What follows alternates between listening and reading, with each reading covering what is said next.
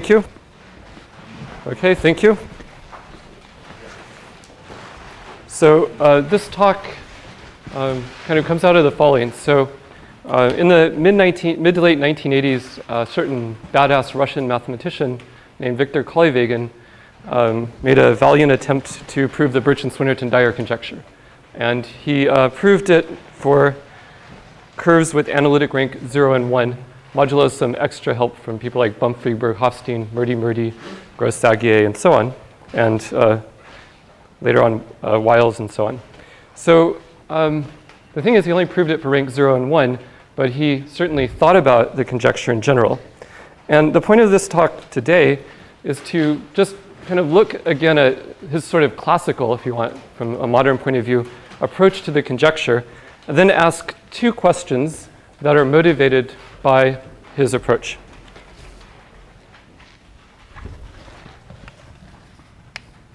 So first,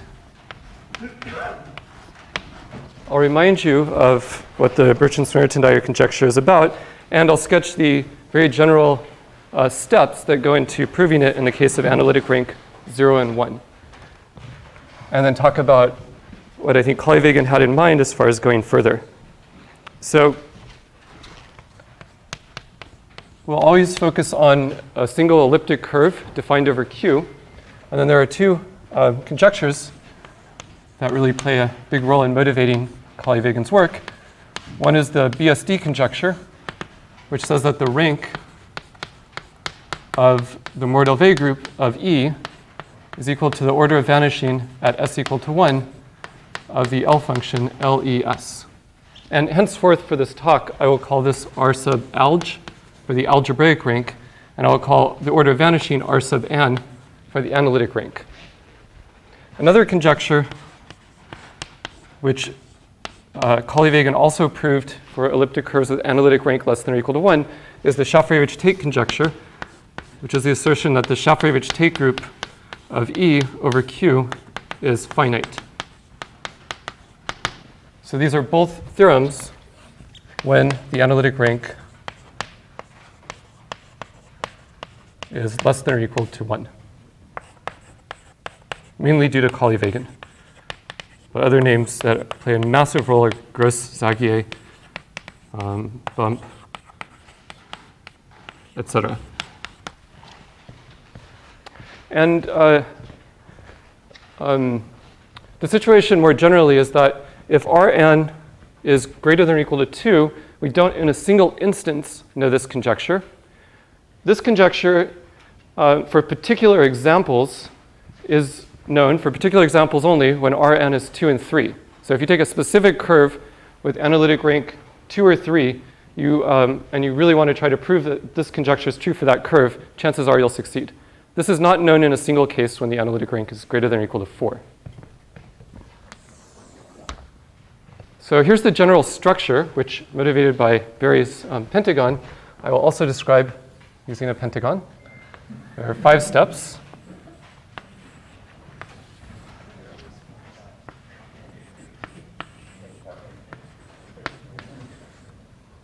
The first step is to prove that E is modular. The work that at least Kolyvagin did towards this conjecture always made the assumption that the elliptic curve is modular, and fortunately now we know that for all elliptic curves defined over Q. This is Wiles, Taylor, Conrad, etc. Step 2 in Kolyvagin's approach is to find or choose a quadratic imaginary field K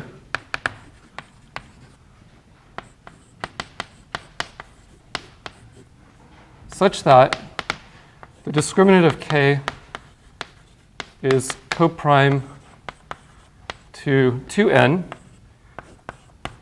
The discriminant is congruent to a perfect square modulo 4n.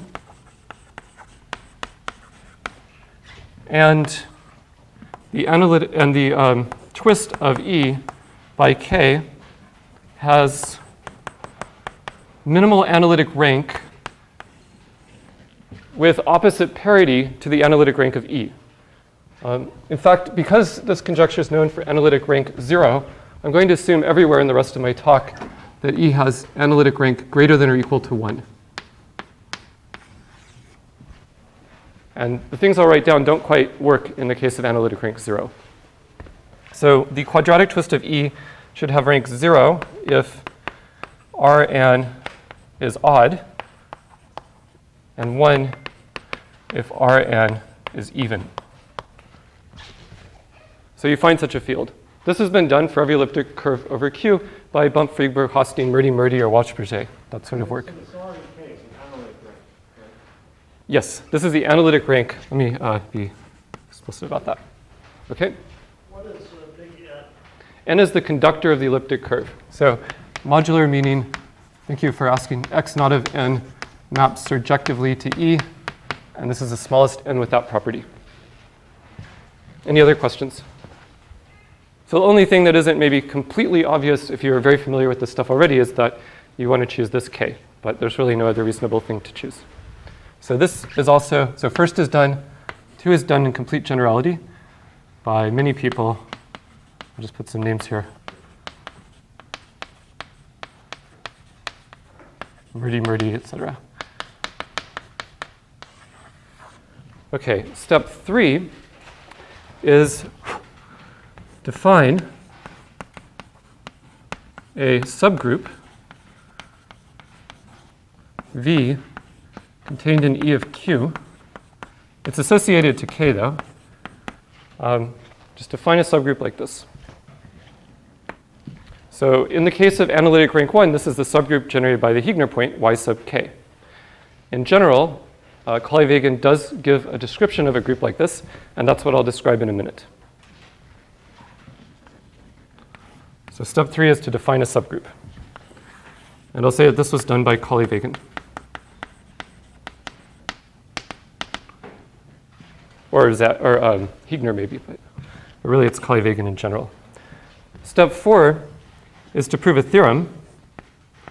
So prove that if the rank of V is equal to the analytic rank of our elliptic curve, then the two conjectures are true.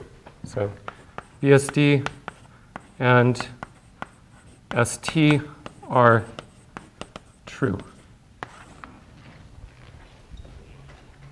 So that's the fourth step.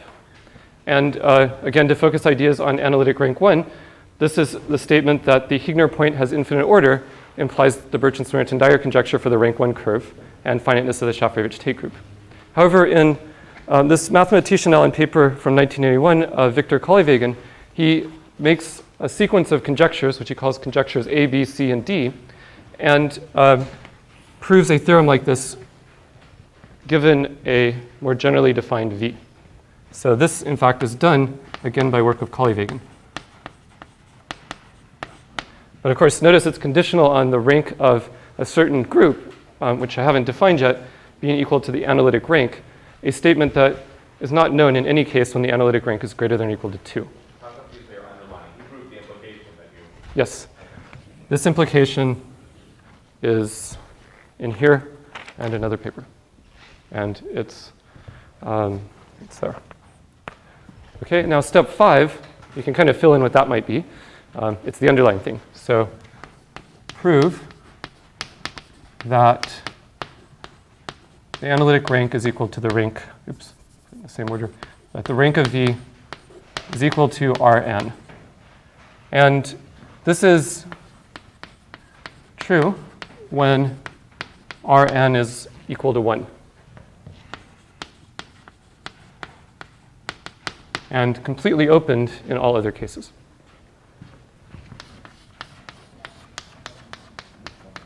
So after the fact, these can basically be E of Q. Yeah, up to finite index, it will be E of Q. And the index will have to do with the product of the Tamagawa numbers, the order of Shaw, and the order of Shaw. Is there any reason why you put them in that order? Like why not? Why you kind of put 5 after 4? You could swap the order. Yeah, it's there's no good reason to put it in this order.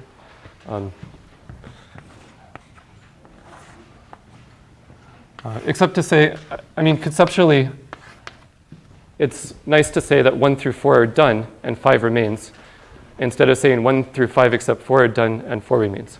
So good to put, I mean, presumably if the strategy of Kolyvagin actually works, then this will be the last step, which will be proved, because the other ones have been proved. So. Why is there an arrow from 5 to 1? Oh. Done. Okay, so here we're done. 5 are qualitatively different because they're relations between analytic and algebraic objects. 2 is completely analytic, and 3 and 4 are completely algebraic. Okay. So I'm going to momentarily hide this because of this funny blackboard. And then on the top blackboard, I'm going to define V, which will be this basically an exercise in the standard Kolyvagin machinery, which probably a third of the people in this room know well, and the other 2/3 might not. And then I will slide that board up and then continue talking here about just some questions really that arise. Okay? So that's the plan. So don't freak out that I'm closing this.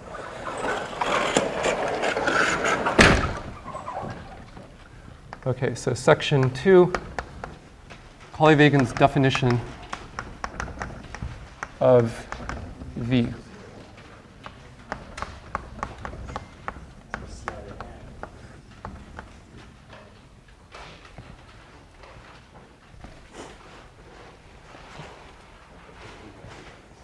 So the very quick definition for the experts is you take all the Kolyvagin cohomology classes in H1 in various torsion, you take the inverse image into Mordell-Weil groups, and then intersect them all.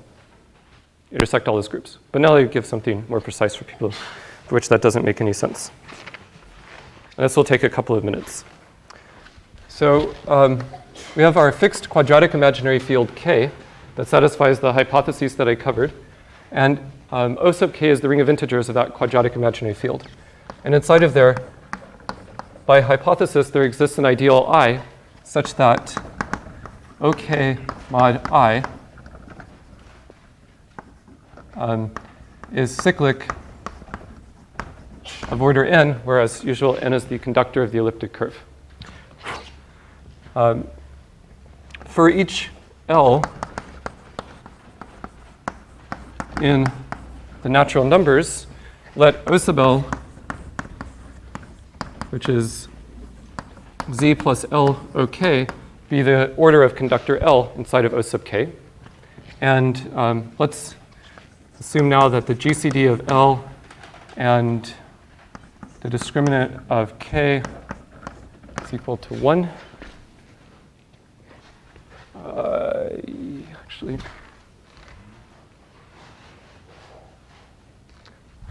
sorry, I want L to be lambda, since I want to allow products of primes and not just 1. And I also would like the lambda to be co-prime to n. Okay, so when you have this, then consider the elliptic curve C mod O lambda, and then it emits a rational over some field isogeny of degree n to the elliptic curve C mod I inverse intersect O lambda. And the class of this isogeny defines a point in x0 of n, and by the theory of CM elliptic curves, that's defined over the Hilbert class field, which I'll denote by k sub 1. More generally, I'll let k sub lambda be the ring class field of conductor lambda associated to k. What? The point you've defined is over k sub lambda.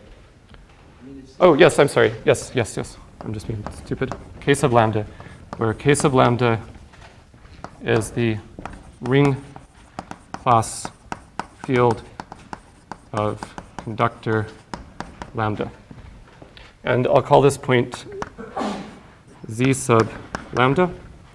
And now its image via the modular parametrization on the elliptic curve is Y sub lambda, which is pi Z lambda, which is a point on the elliptic curve over the class field K sub lambda.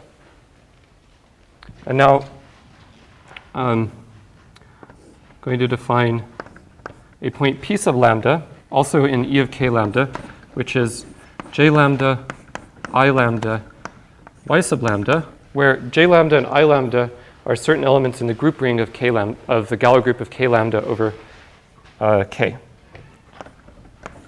So j lambda and I lambda are in Z, G, k lambda over k. And their definition is as follows. So the Galois group of k lambda over k is the product, actually over k1, is the product of Galois groups of k lambda over k sub p.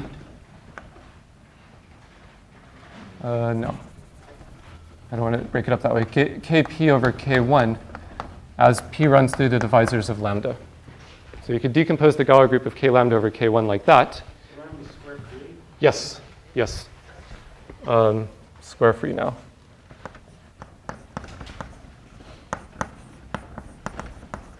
Thanks.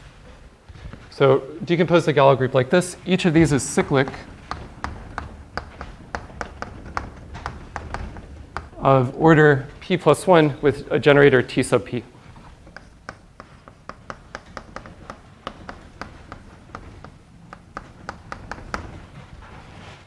That's just the fact that the lambda inert is there. Are you insisting on that?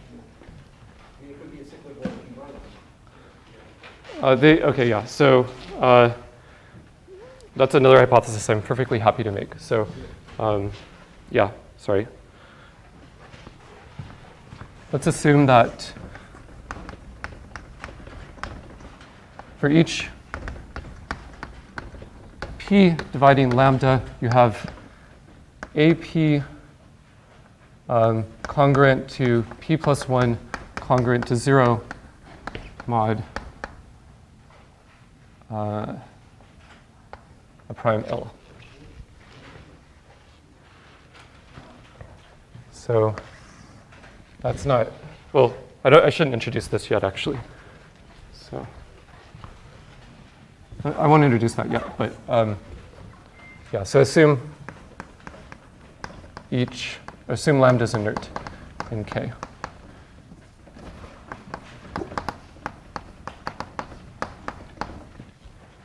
So you have that decomposition, and now I lambda is just the product of I sub p's over p dividing lambda, where IP is equal to the sum for j equals 1 to p, j t sub p to the j. And j lambda is just equal to the sum over g in representatives for the Galois group of k lambda over k mod the Galois group of k lambda over k1, and you lift them. So these are all elements of the group ring of the Galois group G, or the Galois group of k lambda over k. And this defines an element p sub lambda. Now I'm going to restrict the lambdas that I actually consider more precisely. So fix A prime L, and let lambda, I'll call it lambda t sub n, be the set of, so big lambda tn is just a set of lowercase lambdas such that lambda is a product p1 through pt of t distinct primes. And for every single one of these primes, you have ord pi of the GCD of API and pi plus 1 greater than or equal to n.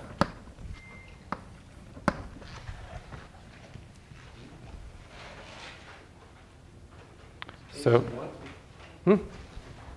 what's the confusion? So for each I,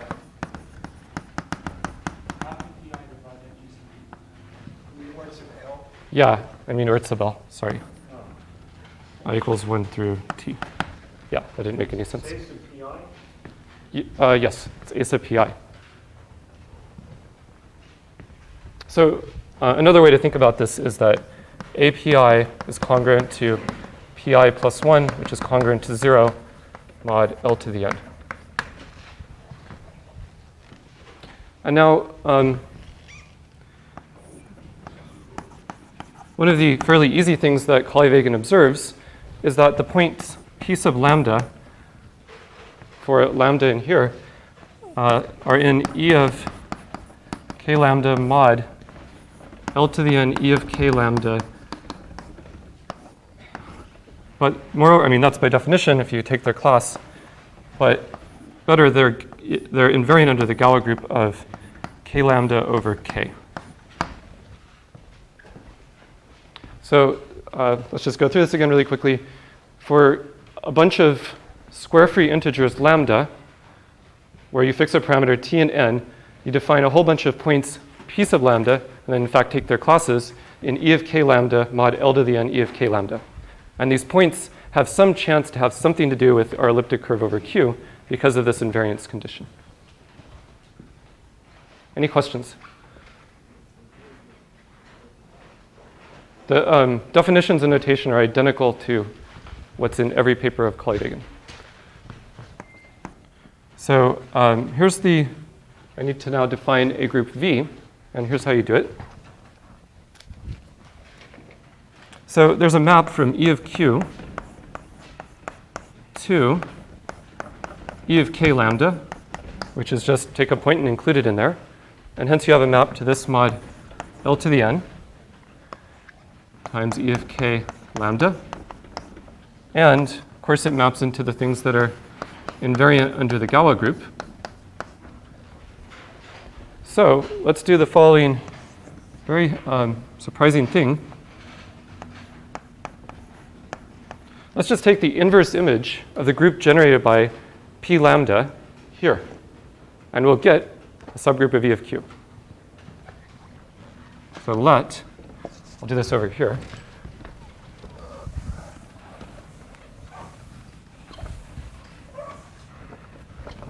We could get a very small subgroup, but let's let V sub L to the n be, just take the group generated by all inverse images of the points that Kolyvagin constructs. Should be L to the n. I'll just put it in. So the inverse image of the group generated by this point p sub lambda, where lambda varies over, well, we have to pick a particular t, and here's the t to choose. The analytic rank of our original elliptic curve minus 1.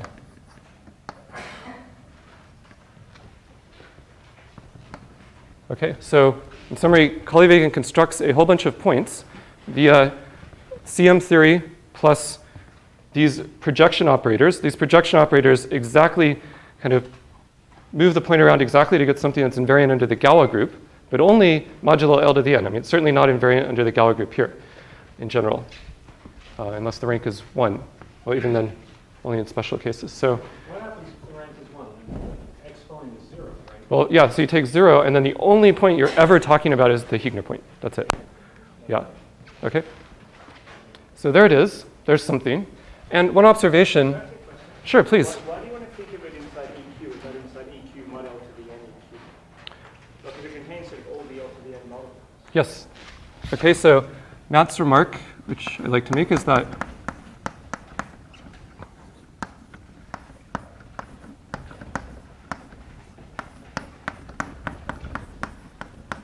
this V sub L to the n, it sits between L to the n E of Q and E of Q.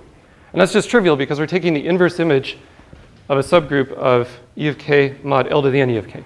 So, I mean, certainly every L to the n multiple of something here goes to 0 over here. So it's in the inverse image. I'm not answering your question, but That's a question of subsection. yeah. Sure. Well, you'll see what I do next. So another observation is that as you increase n, the groups get, well, there's a sequence of inclusions like this. I mean, because all you're doing as you increase n is you're making this condition a little harder to satisfy. So you're cutting down the collection of lambdas that you consider. So that's all you're doing. So you have less and less of a chance to have anything interesting going on. Plus, you only contain L to the n of Q. So these are getting potentially smaller and smaller and smaller and smaller. Except, of course, in the case of analytic rank 1, where you're always just getting the same thing, the Heegner point. So we have all of these. Let's just let VL infinity be what you get at the end. So this is, by definition, the intersection over all L to the n of, or so the intersection over n greater than or equal to 1 of V sub L to the n. So that's V sub L infinity. Yeah.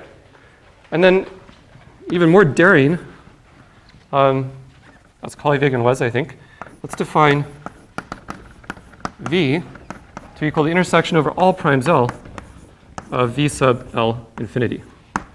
So even if you don't think this is going to be 0, maybe this is 0. So now there's a question. This is the first of the 2 questions in this talk. So I'm going to write down 2 conjectures, one of which is true. So first I'll start with the pessimist's conjecture. Sure. Sorry, the Heegner point would always be in there, that it's sort of vanished somehow by Newton's theorems if the rank is bigger than 1. So, wait, say that again? I think the Heegner point would be null. Well, in the case of rank greater than 1, your lambda always is divisible by a prime. So sort of has nothing to do with the Heegner point. It's things that maybe map to it under things, but they're not. A priori, it doesn't have much to do with the Heegner point. So the pessimistic conjecture to make is that V has rank 0 whenever the analytic rank of your curve is bigger than 1.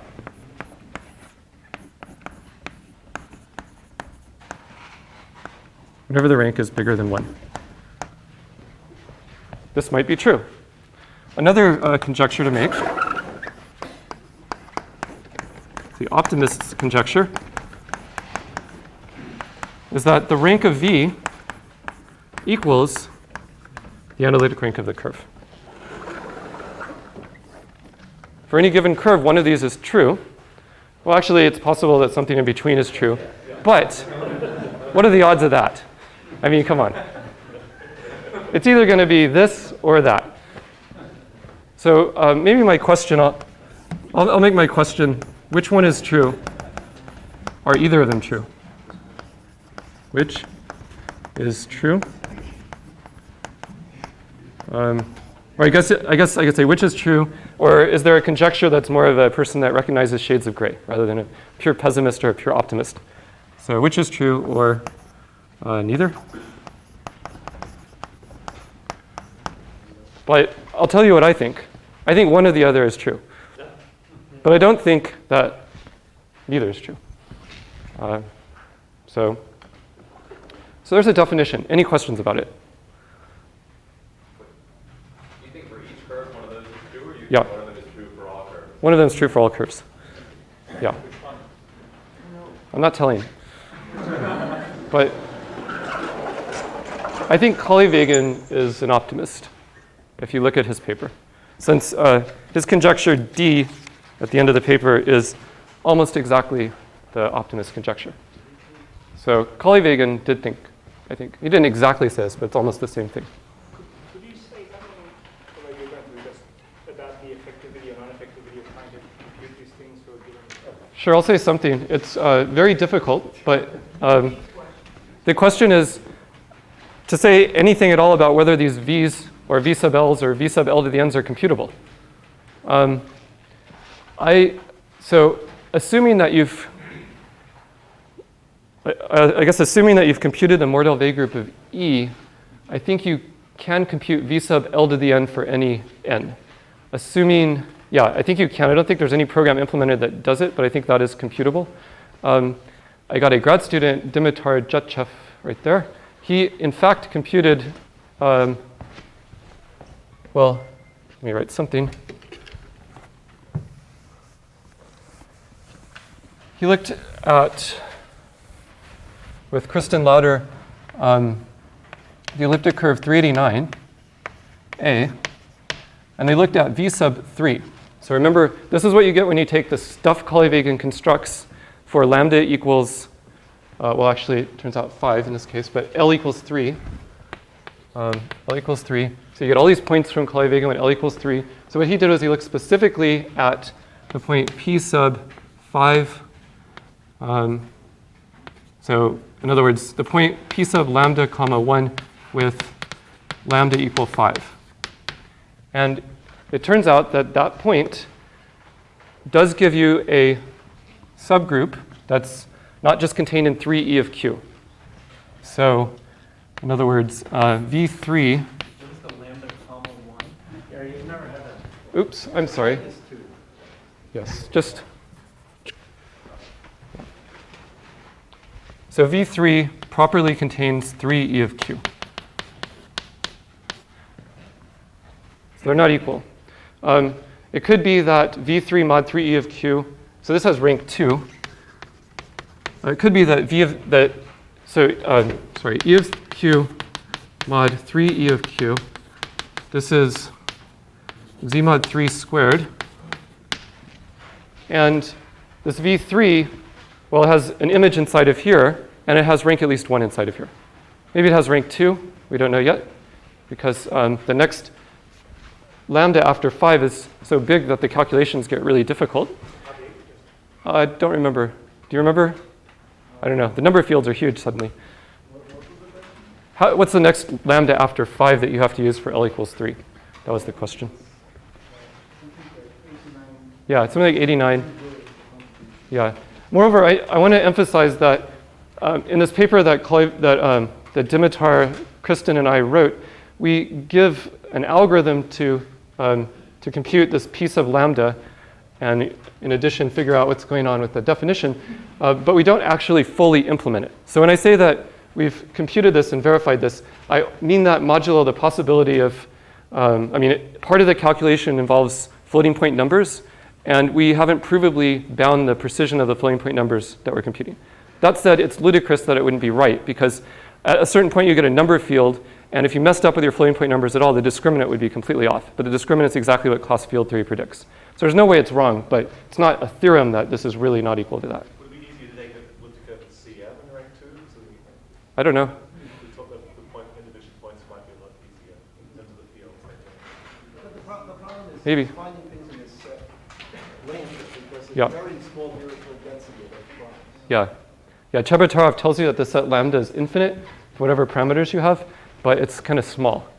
So I think the best approach actually to this problem in the long run will involve using Ribot's level raising theorem, which is the hypotheses of that theorem are satisfied here. So you can throw a lambda into the level, find something that's congruent mod a prime to the modular form attached to E, and use the Mordell-Weil group of that to, I think, construct this point and sort of get more information. It doesn't work very well for this particular curve, but if you look at the curve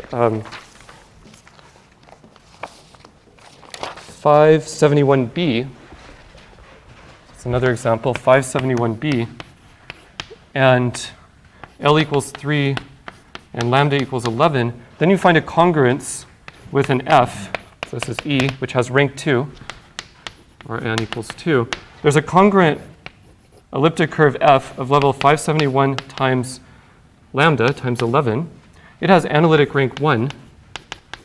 And I have very strong reason to believe that the Mordell-Weil group of this, F, maps via the appropriate diagram, which I guess I'll write down right here, to give the thing corresponding to P lambda. And this is closely related to what I remember you talking about a few years ago.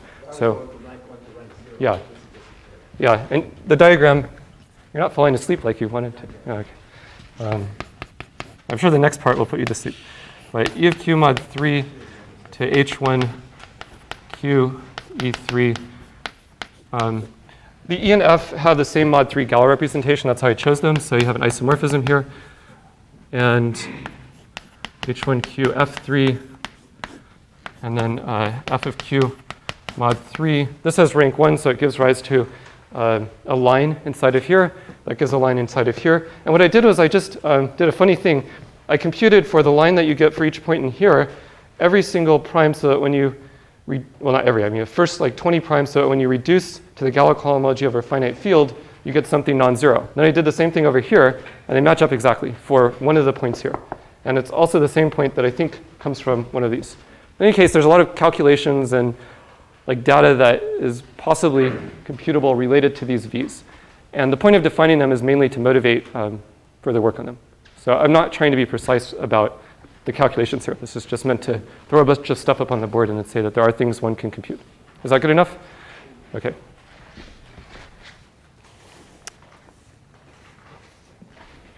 All right, so now how are we sitting? So here's this strategy. And all I've done really is explained 3 in a little more detail, namely the definition that Kolyvagin gives of a subgroup. And for all we know, the subgroup could still be 0, even in this example. Because notice that you intersect over all powers of L. And all he did was verify, or we verified that V3 is not sort of as small as possible. But it could be that when you compute V9, then it's just 9e of q. Who knows? So it could be that this v is still 0. So I am way too lazy to try to approach even thinking about computing v itself on a computer. So I'd much rather think about more theoretical approaches to understanding it. So I'll talk a little bit about maybe kind of just another question about how you might generalize the Gross-Zagier theorem to possibly say something about v. I don't know. Yes? Another question. Sure. In the optimistic conjecture, if you did hit the analytic rank, is the suspicion of Kolyvagin that the index is the essential? Yeah, he proves that. Oh, yeah, that's his. He essentially proves that, but not quite. He does prove this theorem, though. I mean, if you do hit the analytic rank, you get the BSD conjecture. So that's pretty cool because that says that you've got the whole Mordell-Weil group. So this V is a better thing if this is actually true, you want to be focusing on the V instead of something else, because the V at least you have some hope of understanding. Okay, so I'm going to cover this up again, and now I'm going to make some remarks related to the Gross-Zagier theorem.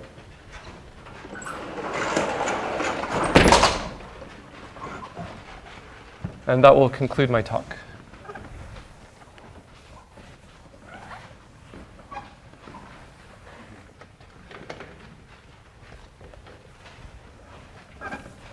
So really, I guess this is a naive question.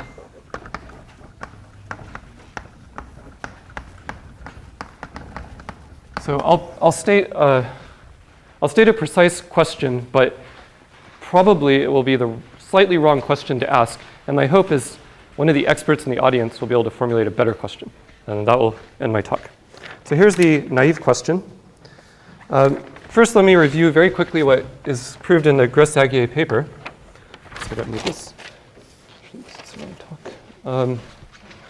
So kind of the main output of it for the purposes of our strategy is that when Rn equals 1, that implies rank V equals Rn. And the way that's proved, though, is pretty neat. What you do is you write down the point x1 minus infinity in the Jacobian of x naught of n.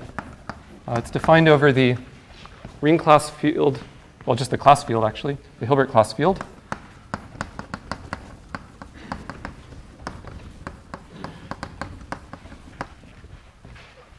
And then you write down a formal Q expansion, sum n equals 1 to infinity, where you take the height pairing of C and Tn C sigma, Q to the n.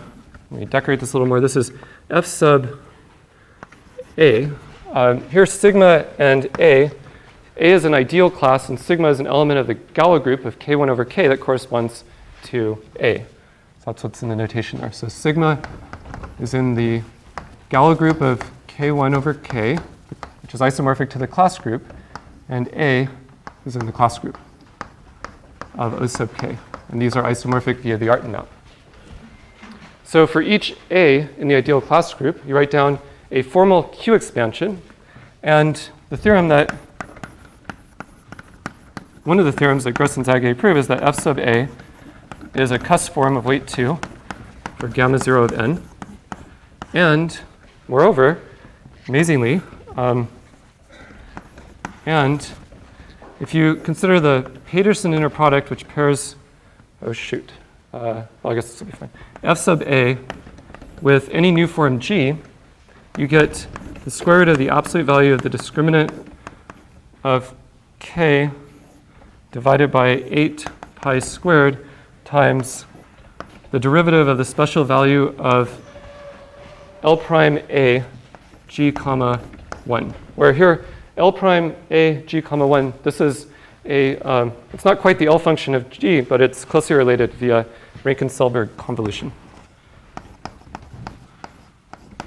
So it's an L function, which you can, of course, write down explicitly, and it involves the Fourier coefficients of the modular form g and the representation numbers of the ideal class A. So that's the sort of data that goes into the definition here. Okay, so now the last question that I want to ask, which is very natural given the sort of motivation for this talk, is what might be a reasonable analog, given the definition of V, of this sort of statement? And I will write down one, or I'll write down something. Whether or not it's reasonable, I will leave to you to decide. In this construction of theorem, there's no elliptic curve, right? That's right. It's for each new form G.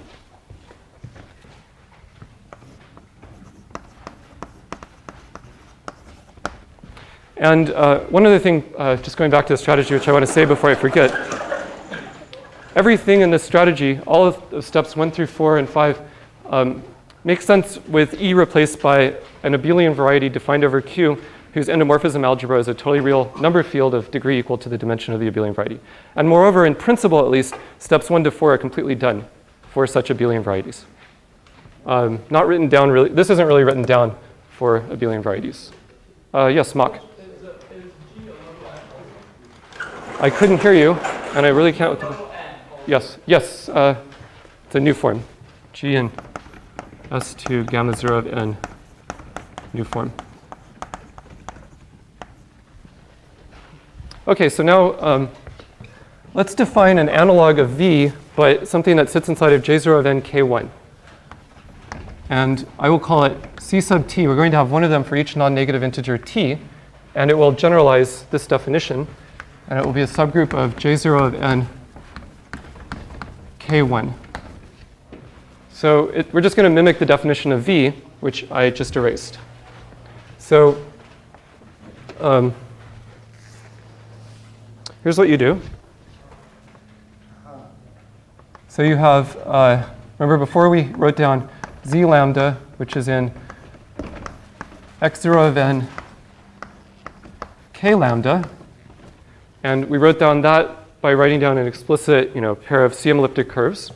Well, let's just, like was done over here, take Z lambda minus infinity, and we need to push it down to be in K1, so we'll apply I sub lambda, that element of the Galois group, with, and that will give us an element of, well, it still gives us an element of J0 of n k lambda, but it'll have this property.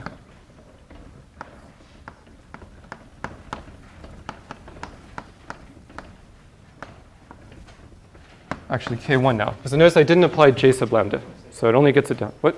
Oh, you're not going to do J. Yeah. Yeah. Just an analogy with this. You don't trace the Heegner point all the way down either here. Okay. Otherwise, you just get the wrong thing. So we have I lambda times this. And now, everything's the same as before. You have phi sub lambda comma n from J0 of n. 1 second. Yes. T is any non-negative integer. And I'll specialize it in a minute, but fix any t greater than or equal to 0. Yes, yes. Here, lambda is in capital lambda t sub n. So hence the lambda to the n over here. Now, phi lambda n is just the map from J0 of n k1 to this thing right here. And define C sub L to the n to be the inverse image, the group actually generated by phi lambda an inverse of z, I'll call this q sub lambda, of z q lambda, as lambda varies over capital lambda to the t sub n. Okay, so again, it's really the same sort of definition. You just take all the points that Kolyvagin constructs, apply his projection object or projector to them, and then take the inverse image in here. A priori, you could get 0. Yes? The condition on p dividing lambda is the t sub p now is congruent to 0 mod alpha now? What is the condition on p dividing lambda? Yeah, that's the condition. So you have to use a heck on. Yeah. Yep. So there's a condition on lambda. Yeah. Now let c sub L infinity equal the intersection over all n of c sub L to the n, and c equal the intersection over all L of c sub L to the infinity. Ct, sorry. Forgot my t. So now I've defined a subgroup of J0 of n K1.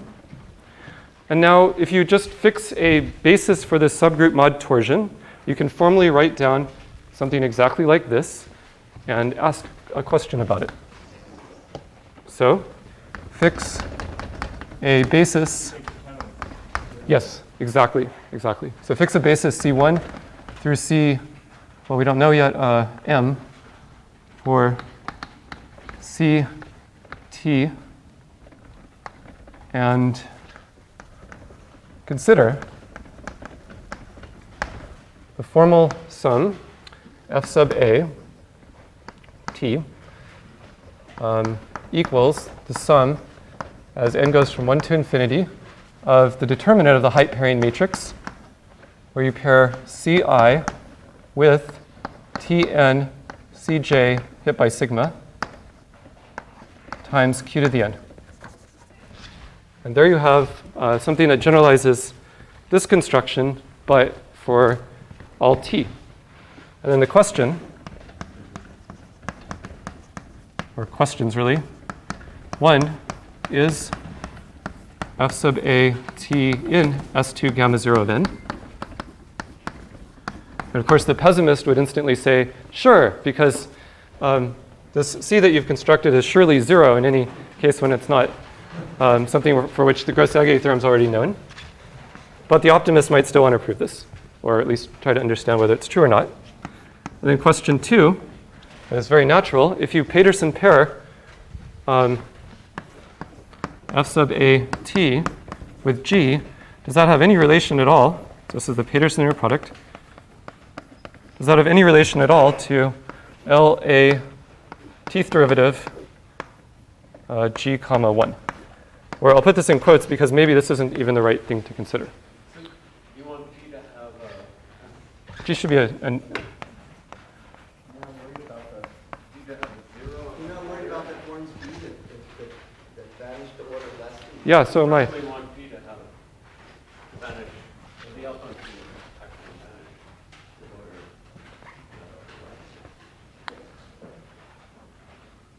That's a very nice question. I'm happy to make, it's a question, so I'm happy to ask that easier question, since it's a question about less G's. Yes? Suppose CT is the 0 group and the basis is empty. And then Yes. you determine it as 0 by 0. I mean that to be 0. Yeah. So that would be Well, in that case, define it to be 0. Yeah. When it's more than 1 by 1, I mean, the way we prove the modular form way 2 is because the sum of Pn q to the n. Pn at any point times q to the n, the modular form way 2 is basically formal reason. Right. Start taking a determinant. Sorry. Okay. So it's a question, and it looks weird, but it's still a question. I mean, it's not a question sort of set up to be easily answerable using any known techniques. Otherwise, it would have been already answered, presumably. But those are my two questions. I'm not saying at all what I think, but the two questions are, one, is the group V that Kolyvagin considers in that old paper, is the pessimist right? Is it just 0 when the analytic rank is greater than 1? Or is it actually large? Does it have rank equal to the analytic rank? The second question is, if you formally write down a power series that involves this group C that I've defined, does it have anything to do with modular forms? And if so, does that modular form have anything to do with L functions? Okay? So hopefully those are meaningful questions. I don't know what the answers are at all. Thank you.